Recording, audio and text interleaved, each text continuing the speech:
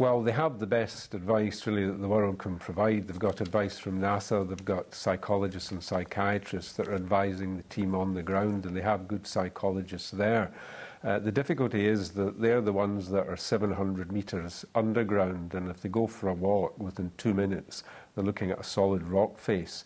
And these are circumstances that are quite unusual, and they are rather different even from the ones that astronauts have encountered. Remember, astronauts are volunteers. They're on a mission. Mainly the mission goes well. They have routines, they have roles, and they're in constant communication.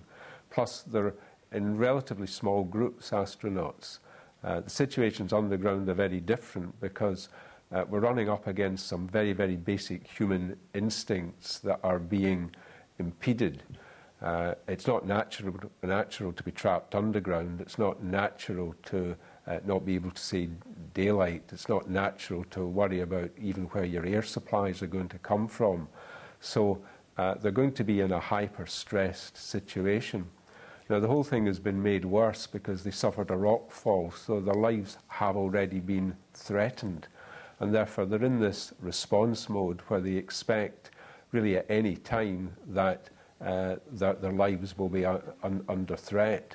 And when the fear of death dominates your consciousness, so let me ask you, Professor, it's difficult to cope with. Yeah, let me ask you, if that fear of death Sure. is so prominent, the psychology of all of this is fascinating. Is it better to lie to these men, to say to them, look, we're going to get you out in a short space of time, or do you give them the worst case scenario and say, well, not until Christmas or not until the New Year? What do you think about lying to them?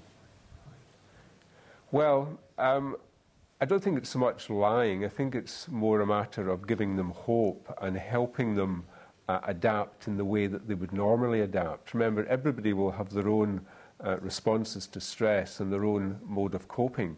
Some people will respond with a panic response, other people will withdraw, and we know that 5 of them are suffering from depression, which would indicate a degree of withdrawal. Other people cope by becoming obsessive, and I think all of them will ruminate. They'll sort of imagine the worst that can happen. They'll worry about their attachments. I mean, sometimes when people are trapped like this, their anxieties extend to their family. They worry how their family will cope if something happens to them.